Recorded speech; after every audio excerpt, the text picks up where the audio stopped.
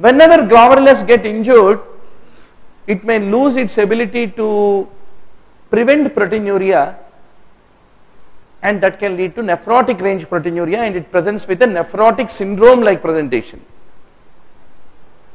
The other forms of glomerulopathies can present like a nephritic picture, hypertension, Coca-Cola colored urine, etc., etc.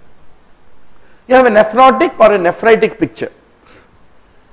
Then based on duration we call acute glomerulopathy, or it is a chronic glomerulopathy. Now what is the common cause of the glomerulopathies? It is the immune system. Immune complexes are depositing, like post-streptococcal glomerulonephritis. Or there can be antibodies against the GBM like good pasture. They are the underlying cause.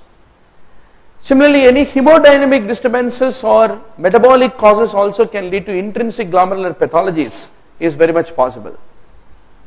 So what do you mean by RPGN, which is otherwise called rapidly progressive glomerulonephritis? Any glomerulonephritis with a rapid deterioration of the renal function, not within months to years, but within weeks to months, you call it as RPGN, which lead to renal failure and end stage renal disease, is defined as RPGN. Now why RPGN is so rapid in its worsening and progression? What is the underlying, clinically we call RPGN, doctor. Pathologically what it is? Crescentic glomerulonephritis is the pathological word, for which the clinical word is RPGN based on progression. So what is a crescent? You know, Bowman's capsule has got a visceral membrane, parietal membrane. If the cells of the parietal membrane of the Bowman's capsule proliferate, the proliferating parietal cells of the Bowman's capsule will lead to the obliteration of the space of the glomerulus, and GFR, glomerular filtration, doesn't happen easily. So if you take histopathology of RPGN, what you find are crescents which are proliferating parietal epithelial cells of the Bowman's capsule, which are obliterating the glomerular space, compressing the capillary loops, is what need to be ultimately remembered.